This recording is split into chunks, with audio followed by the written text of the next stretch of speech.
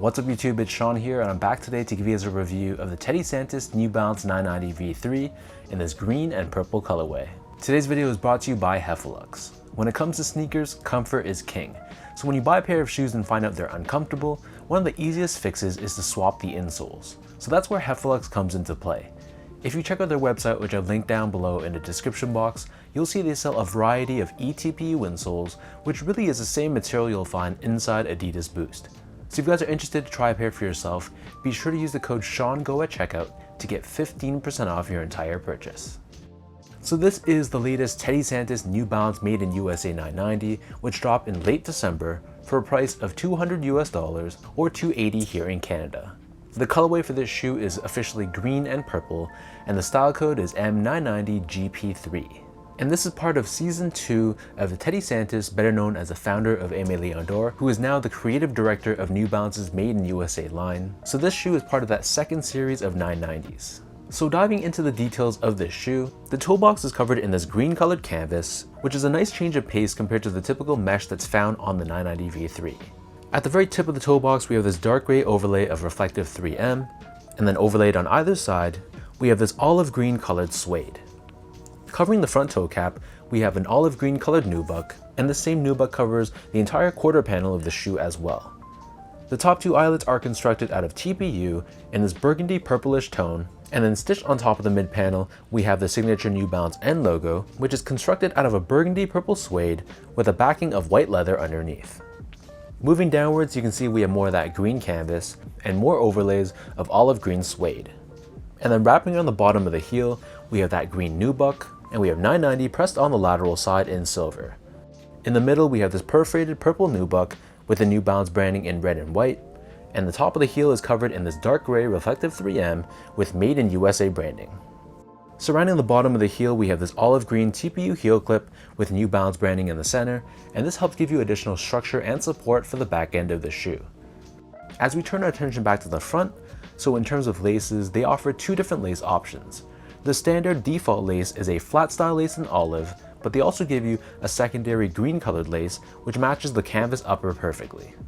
Underneath this, the tongue is primarily constructed out of an olive green colored mesh, but we have a waffle pattern nylon overlay on the top, and pressed on we have New Balance USA branding done in a combination of silver and purple. The back of the tongue and the interior of the shoe, this is lined in a green colored mesh, and then taking a look at the insoles, so these come with your typical foam lined insole. It's lined in a green colored textile on top, and we have New Balance branding stamped on the heel. So the upper of these 990s sits atop this Absorb foam midsole, which is painted in this dark gray finish. In addition to Absorb, they also incorporate NCAP technology, which is basically a dual density foam setup consisting of a softer EVA core surrounded by a stiffer polyurethane rim, giving you a good balance of softness in the middle and support on the edges. And then turning the shoe over to the bottom, so the outsole here is constructed out of rubber in a combination of black and olive green. So we have that same diamond shaped traction pattern on the forefoot, just like any other V3, along with these three horizontal slits to give you added flexibility, and underneath the rubber, we have a carbon fiber shank plate, which is there to help with torsional rigidity and midfoot support. So that breaks down the look and the construction of this pair. For those wondering about sizing, to me these fit like any other 990 V3 that I own, so I personally prefer to go a half size down from my true size. So my feet measures as a true size 10 on a Brannick device, slightly on a wider side. So that means when I go to a shoe store, put my foot on those devices, you can see that my foot actually is a size 10. And personal preference, I like going down to a 9.5 in the V3, along with other Made in USA New Balance shoes like the 992, the 993, the 990 V4, V5, and V6, and a lot of my 550s as well. And in comparison, I usually stick true to size or a size 10 in the 997, the 990 V2 because I find that those two models have a bit more of a narrow toe box. And other silhouettes I stick true to size in are the 2002R, the 1906R, and a lot of the Made in UK models like the 991, the 1500, and the 1530. Moving on to the comfort, so these feel like any other 990 V3, so in my opinion, it's an extremely comfortable shoe. If you're looking for something that's super soft, bouncy, and pillowy, then you probably won't like these, but the 990 V3 is a very well-balanced sneaker. It gives you a good amount of softness and step-in comfort, but it's not going to be overly soft and mushy. There's still a ton of support underneath the shoe, so my feet don't feel much fatigue from wearing these and walking around for many hours within a day. So when I go on vacation, for example, or if I just know I'm going to be on my feet throughout a long day, then the 990 V3 is an excellent choice. Finally, in terms of the overall quality and the craftsmanship, so first off, material quality, I thought it was very solid. This is a made in USA New Balance shoe, and it lives up to the reputation. The suedes and the nubucks had a very soft, buttery feel to the touch, and the canvas, although I'm not a canvas expert, it felt like a nice sturdy cut of canvas, and I really had no complaints about the material quality. And on that same note, I thought the build and the craftsmanship was pretty flawless. Other than some minor strings of glue where the midsole connects to the upper, other than that, I didn't see any other issues that I could nitpick on, so this is a pretty well-built shoe from New Balance.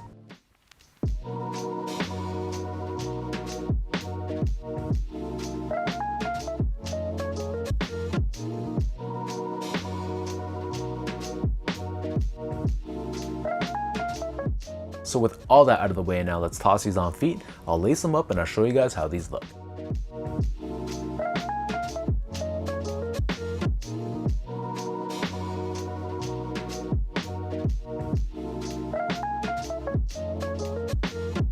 No doubt, no doubt.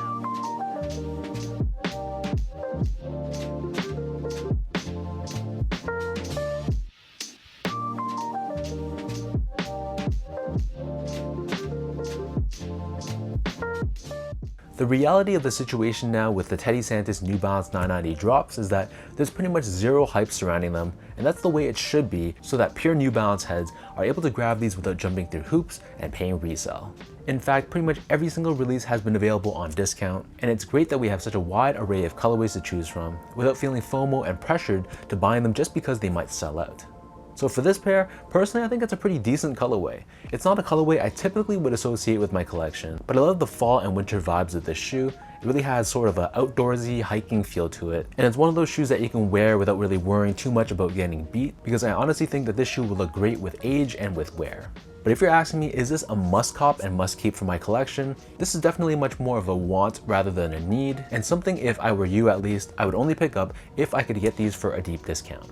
So let me know in the comment section down below what you guys think about these green and purple New Balance 990 V3s. What are your overall thoughts on the colorway of this shoe? And is this a pair that you guys picked up? Are you waiting for them to potentially go on sale down the road? Or are you not feeling it and it's a pass for you? If you guys like this video, be sure to like, comment, and subscribe to my channel if you haven't yet. Your love, support, and all the comments that I receive really helps push this channel to be where it's at. So thank you to each and every single one of you. So thank you everyone for watching this video. Hopefully it helped you in some way, and I'll catch you guys all in the next one.